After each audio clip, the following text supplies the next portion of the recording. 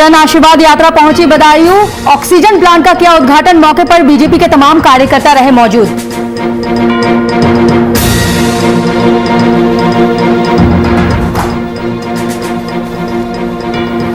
आगामी विधानसभा चुनाव के लिए सपा की तैयारी तेज। युवाओं को जोड़ने में लगी सपा। सपा एमएलसी सुनील सिंह पहुंचे ग्राम बेनीखेड़ा। कार्यकर्ताओं ने किया जोरदार स्वागत।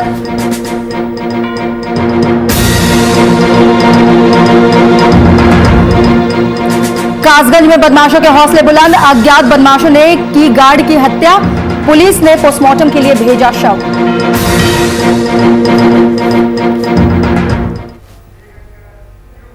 नमस्कार, आपका स्वागत करती हूं वीआईपी न्यूज में। मैं हूं आपके साथ शिखा। तो चलिए शुरुआत करते हैं यूपी की खबरों के साथ।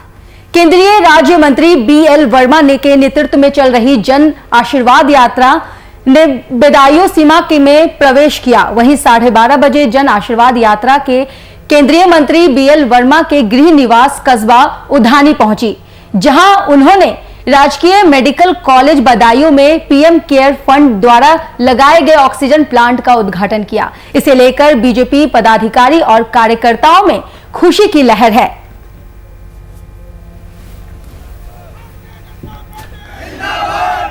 तो वहीं केंद्रीय राज्य मंत्री बीएल वर्मा के नेतृत्व में चल रही जन आशीर्वाद यात्रा ने बदायूं सीमा में प्रवेश किया है।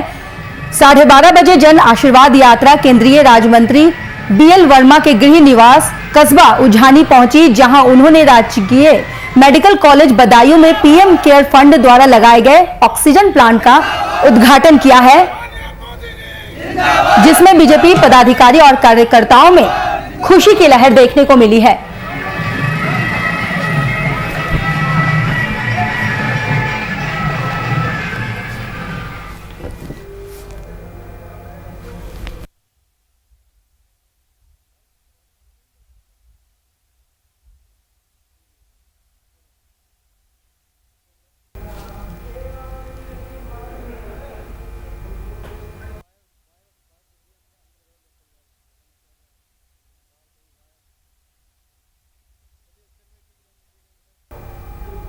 वहीं आगामी विधानसभा चुनाव को लेकर सपा पूरी तरह तैयार है। वरिष्ठ नेताओं ने विधानसभा चुनाव से पहले युवाओं को सपा से जोड़ने की कवायद शुरू कर दी है। युवा संगठन को मजबूत करने के लिए मुलायम सिंह यूथ ब्रिगेड के राष्ट्रीय अध्यक्ष सिद्धार्थ सिंह कानपुर देहात पहुंचे, जहां सिद्धार्थ सिंह का सपा नेताओं और कार्यकर्ताओं ने भव्य स्वागत किया है।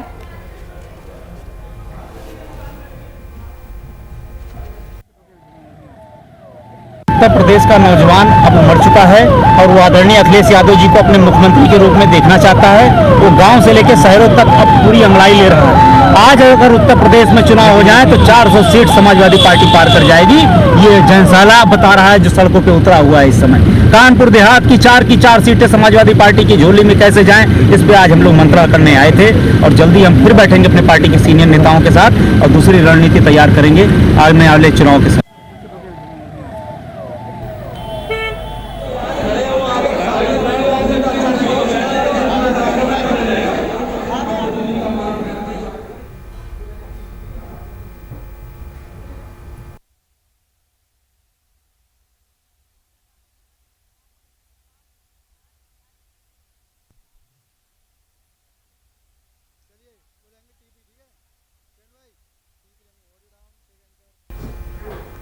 समाजवादी पार्टी के एमएलसी सुनील सिंह साजन हसनगंज ब्लॉक के ग्राम बेनीखेड़ा पहुंचे, जहां उन्होंने जनसभा को संबोधित किया और क्षेत्र के पंचायत सदस्य व प्रधान को माला पहनाकर सम्मानित किया। इस मौके पर एमएलसी सुनील सिंह ने अपने हाथों से वृक्षारोपण भी किया।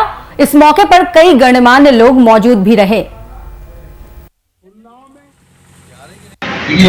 बेनीखेड़ा में राजेश मौर्य जी के नेतृत्व में कई क्षेत्र पंचायत सदस्य, प्रधान, आदरणीय जिला पंचायत सदस्य, साथियों से मिलने का मौका मिला, बातचीत करने का मौका मिला।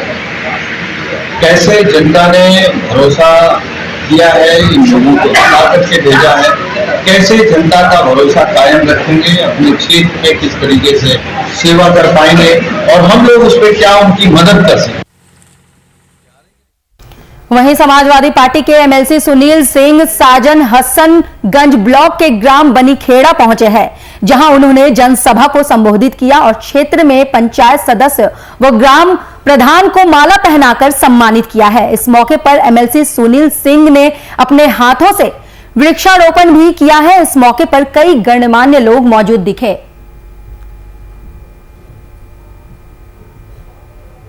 तो आपको बता दें कि समाजवादी पार्टी के एमएलसी सुनील सिंह साजन हसनपुर ब्लॉक के ग्राम बेनीखेड़ा पहुंचे हैं, जहां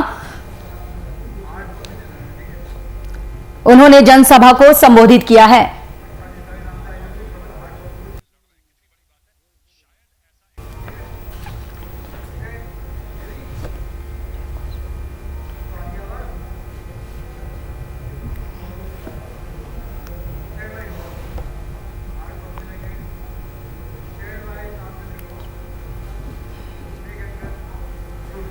वहीं अगली खबर सिद्धार्थ जिला से है, जहां पूर्व विधायक विजय पासवान ने प्रेस वार्ता कर प्रदेश पर सरकार पर जमकर हमला बोला है। वहीं बीजेपी की देश भर में चल रही आशीर्वाद पर उन्होंने कटाक्ष किया है। साथ ही पूर्व विधायक विजय पासवान ने आरोप लगाते हुए कहा है कि जब लोग लॉकडाउन में मर रहे थे, उस बीजेपी के मंत्री लोग कहां थे। उन्होंने कहा कि गरीबों का जो राशन है, उनके अधिकारी उनमें लूट खसोट कर रहे हैं। बीजेपी आशीर्वाद यात्रा के नाम पर लोगों को गुमराह कर रही है।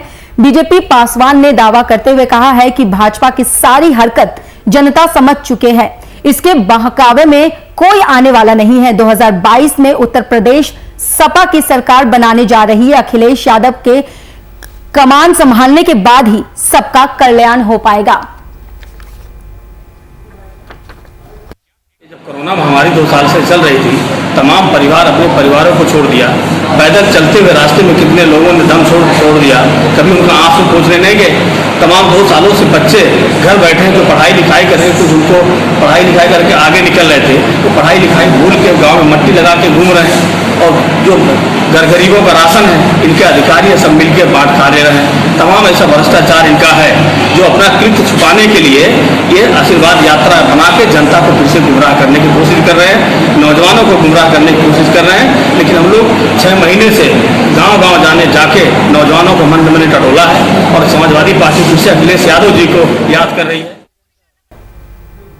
वहीं कासगंज से सनसनीखेज मामला सामने आया है। आपको बता दें कि बीती देर रात बियर के गोदाम में सो रहे गार्ड की अज्ञात बदमाशों ने हत्या कर दी। वहीं जब इस घटना की सूचना परिजनों को लगी तो परिजनों में कोहराम मच गया।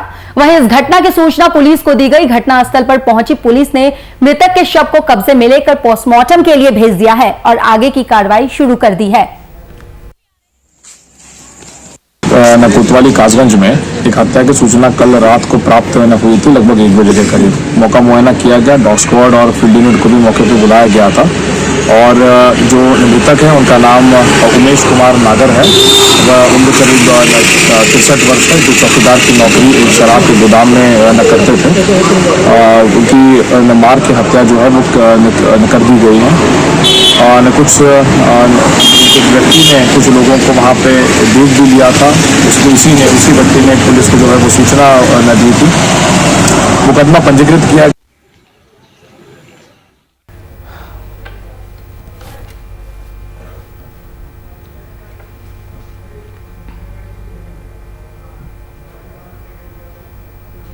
वहीं फिरोजाबाद के थाना नरखी क्षेत्र में 2 पक्षों के बीच जमकर खूनी संघर्ष हुआ, जिसमें दोनों पक्षों की ओर से 6 लोग लहूलुहान हो गए, जिनको इलाज के लिए सरकारी ट्रॉमा सेंटर लाया गया। आरोप है कि एक पक्ष ने एम्बुलेंस को रास्ते में रुकवाकर मारपीट की वारदात को अंजाम दिया। फिलहाल पुलिस ने मामला दर्ज कर लिया है और आगे की कार्रवाई शुरू कर दी है। मतलब वो लोग ऐसे घर पर थे, वो तीनों चारों जने लोग हमारे घर पर चढ़ के मेरे घर पर मेरे इज्जत लूटने आए थे। फिर हम लोग रिपोर्ट करने के लिए थाने जा रहे थे, दोनों बीच में घेर गए, सब लोग लेके खड़े हो गए मारने के लिए। एम्बुलेंस करवाई तब उन्होंने उसमें एम्बुलेंस में घुस के मेरी इज्जत लूट, कपड़े फाड़ दिए मेरे घर वालों सबको, मम्मी पापा को, भैया को, सबको, मेरे भाई को मार डाला होता, बच गया नहीं, बह रहा है दशहरी लाल और उसका बाप देव सिंह, ये 4 लोग थे। बात जी भाई हमारी पहले जमीन दाग में जमीन वो एक प्लॉट घर लिया और दूसरा हम जाके बच्ची ने बनाने के चक्कर में और राय पर चूल चौका से फुट डाले। हमारे बाली बच्चे हम हारते आए रहे जी, अब थाने जा रहे फिर अब क्या इस तरह कर आए सो बम्बा पे रोक ठाड़े, तब एम्बुलेंस भैया जी आए, तब बैठा के तब जी यहाँ आए के गाड़ी रुकवाए के तो तब फिर हमें चारों ने कर रहा रास्ते में गाड़ी रुकवा के और उनको मारपीट की, गाड़ी रेडी लगा दी थी मेन रोड पर। तो उसमें पुलिसकर्मी भी साथ में थे क्या? हाँ थे।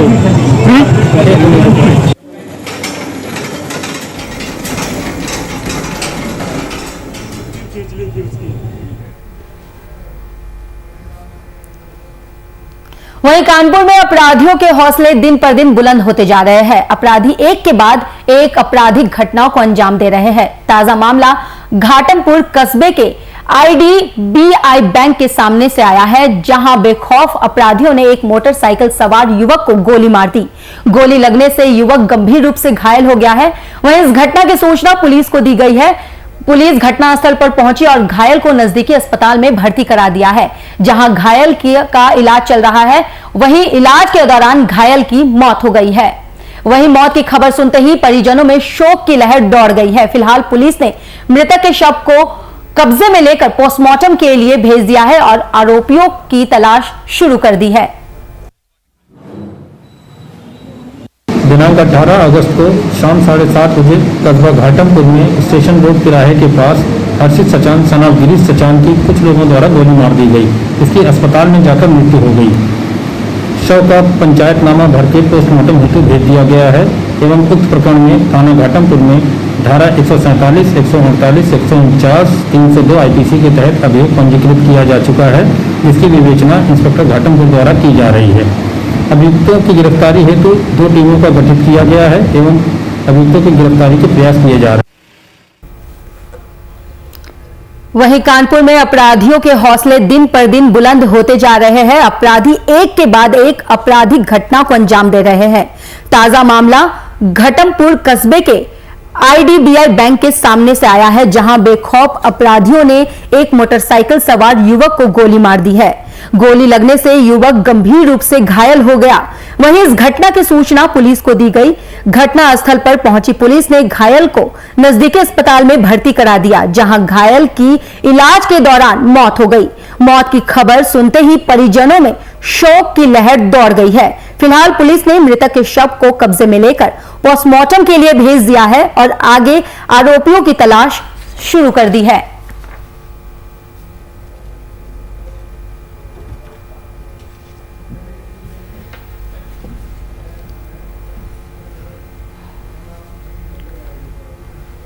कन्हाना के मटहेना गांव में अवैध खनन का कार्य धड़ल्ले से चल रहा है। सब कुछ जानने के बाद भी पुलिस अधिकारी इसको लेकर कोई ध्यान नहीं दे रहे और माफिया JCB मशीन लगाकर धड़ल्ले से अवैध मिट्टी का खनन करवाते हैं। हालात यह है कि अंधेरे होते ही मिट्टी लदी ट्रॉलियां सड़कों पर फराटा भरते देखी जाती है। ऐसा ही हाल प्रेमपुर चौकी क्षेत्र का भी है, जहां भी कई गांव में अवैध रूप से रात में अंधेरे में मिट्टी का खनन कराया जाता है। सिकंदरपुर चौकी क्षेत्र भी मिट्टी के अवैध खनन से अछूता नहीं है। यहां भी रात के अंधेरे में धड़ल्ले से मिट्टी का खनन JCB मशीन से कराया जा रहा है।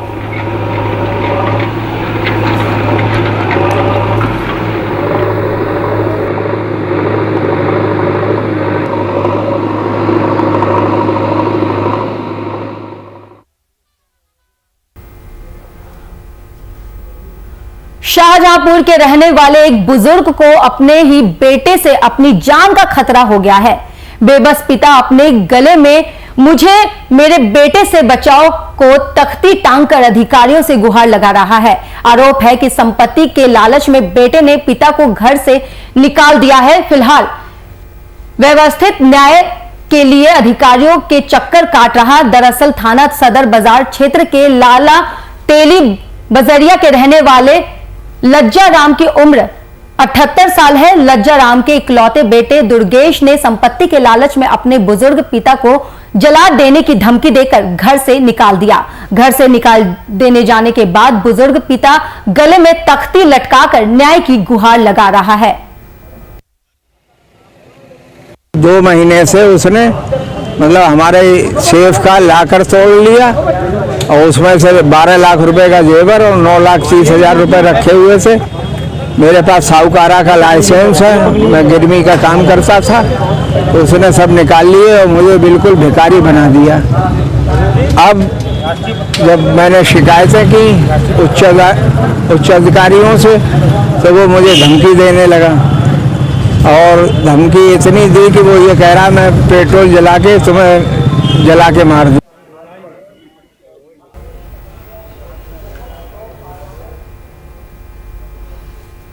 आप तस्वीर में देख सकते हैं कि किस तरह से कलयुगी बेटे ने अपने ही पिता को मारने की धमकी दी है और उन्हें घर से बाहर निकाल दिया है। ये पूरा मामला शाहजहांपुर का है, जहां 48 साल के बुजुर्ग को अपने ही बेटे ने जान से मारने की धमकी दी है। बेबस पिता ने अपने गले में मुझे मेरे बेटे से बचाओ की तख्ती टांग कर अधिकारियों से गुहार लगा रहे हैं। आरोप है कि संपत्ति के लालच में बेटे ने पिता को घर से निकाल दिया। फिलहाल व्यवस्थित न्याय के लिए अधिकारियों के चक्कर काट रहे हैं। उनके पिता दरअसल थाना सदर बाजार क्षेत्र के लाला तेली बजरिया के रहने वाले लज्जा राम की उम्र 78 साल है, जहां लज्जा राम के इकलौते बेटे दुर्गेश ने संपत्ति के लालच में अपने पिता को मारने की धमकी दी है।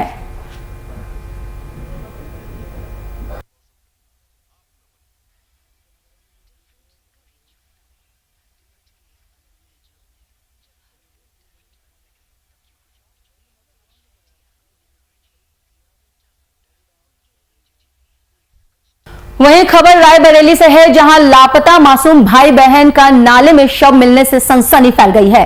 वहीं इस घटना की सूचना पुलिस को दी गई। घटनास्थल पर पहुंची पुलिस ने नाले से शवों को बाहर निकाला। शवों को देख परिजनों में कोहराम मच गया है।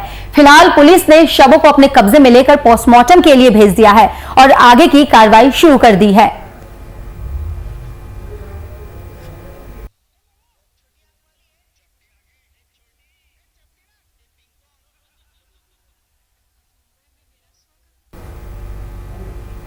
यूपी के हमीरपुर जिले में आज पुलिस ने मुठभेड़ के दौरान 3 पशु तस्करों को स्विफ्ट कार और 2 अवैध तमंचों के साथ गिरफ्तार किया है। ये पशु तस्कर अपनी गाड़ी से 6 पशु चुराकर जा रहे थे। तभी वाहन चेकिंग के दौरान पुलिस ने इन्हें रोका तो उन्हें पुलिस पर अवैध तमंचों से फायरिंग शुरू कर दी। जबकि कार्रवाई के बाद पुलिस ने 3 पशु तस्करों को गिरफ्तार कर लिया है और 2 पशु तस्कर मौके से फरार हो गए हैं, जिनकी पुलिस तलाश कर रही है। के आसपास के क्षेत्रों में लगातार बकरी चोरी की शिकायतें मिल रही थी। हमारी टीम सक्रिय थी, तो आज देर रात को करीब 2 बजे के आसपास एक गाड़ी के चेकिंग के दौरान संदिग्ध लोग भागते हुए मिले। उसमें एक स्विफ्ट व्हीकल, इसके साथ 6 बकरियां, 3 बंदूक गिरफ्तार किए गए।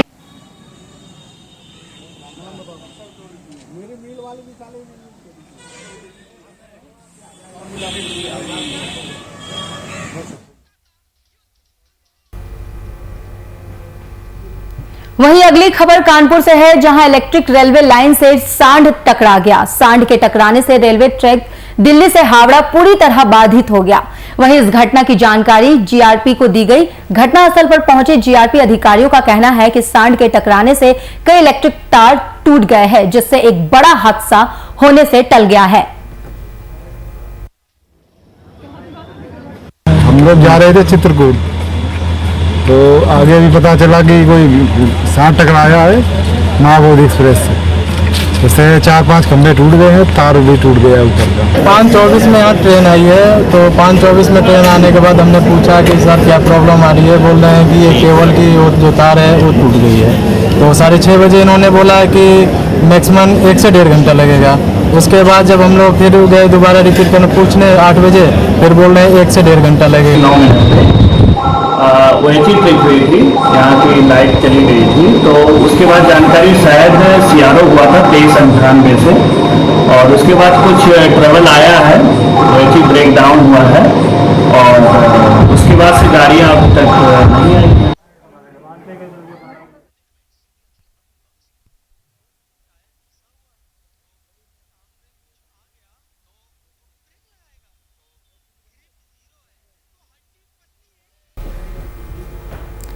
जालौन में परिवहन विभाग कोरोना नियमों की धज्जियां उड़ाने से बाज नहीं आ रहा। परिवहन विभाग की गाड़ियों में बिना मास्क और सोशल डिस्टेंसिंग के सवारी बैठ जा रहे हैं।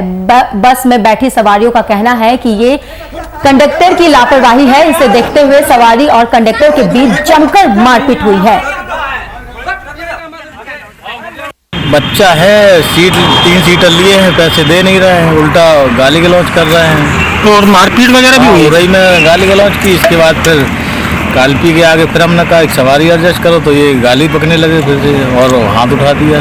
हाथापाई भी हुई है। हाँ, चोट वगैरह कहीं आई है? हाँ, ये नाखून मार दिया है और ये साइड में दाग आग लगे हैं। ये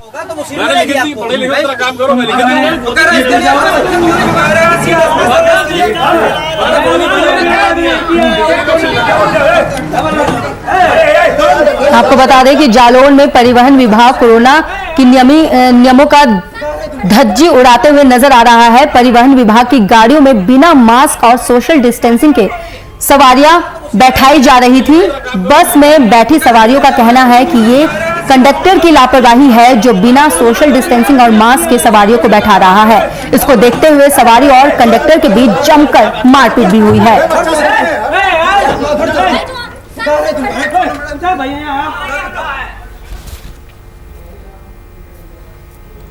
कानपुर देहात पुलिस को एक बड़ी सफलता हाथ लगी है। आपको बता दें कि पुलिस ने कार्रवाई करते हुए तेल चोरी करने वाले अंतर्जनपदीय गिरोह के 4 सदस्यों को गिरफ्तार किया है। गिरोह का एक सदस्य मौके से फरार बताया जा रहा है। पकड़े गए 4 अभियुक्तों में एक विकलांग युवक भी शामिल है।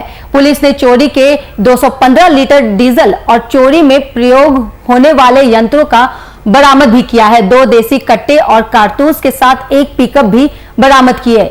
वहीं पकड़े गए गिरोह तेल टैंकरों से तेल चोरी की घटना को अंजाम देते थे।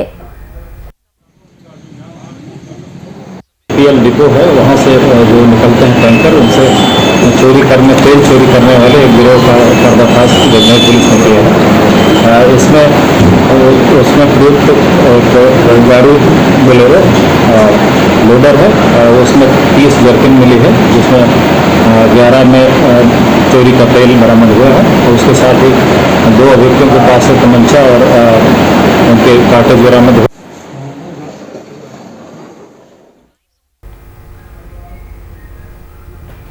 खबर अमरोहा से है, जहां भीषण सड़क हादसा हो गया है। आपको बता दें कि एक युवक को एक अज्ञात वाहन ने रौंद डाला। इस हादसे में युवक की दर्दनाक मौत हो गई है। वहीं इस हादसे की सूचना पुलिस को दी गई। घटनास्थल पर पहुंची पुलिस ने मृतक के शव को कब्जे में लेकर पोस्टमार्टम के लिए भेज दिया है। ये पूरी घटना सदात कस्बे की बताई जा रही है।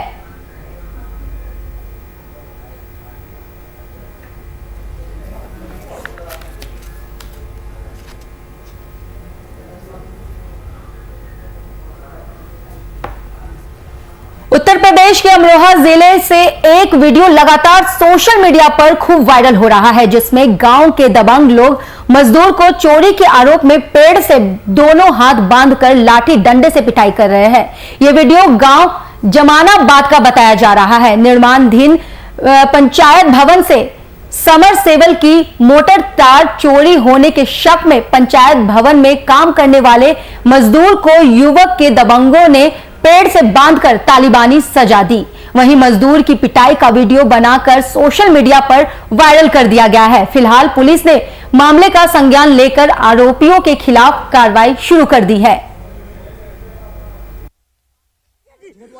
झूठ बोलेगा यार मेरी बात। सोशल मीडिया में एक वीडियो वायरल हो रहा था जिसमें एक व्यक्ति को पेड़ से हाथ बांधकर मारा पीटा जा रहा था। इसकी जांच की गई। ये घटना ग्राम जमानाबाद में बन रहे निर्माणाधीन पंचायत घर की है। इसमें कुछ लोगों को चिन्हित कर दिया गया है। इस संबंध में थाना बछाइयों में क्राइम नंबर 208/21 धारा 342, 323, 504 IPC पंजीकृत किया गया है। एक व्यक्ति को हिरासत में लिया गया है। विधिक कार्रवाई की जा रही है। तो उस पे क्या होगा भैया, उसके साथ भैया मैं बताता रहा हूँ मेरे भाई, ओ भाई मैं बता रहा हूँ।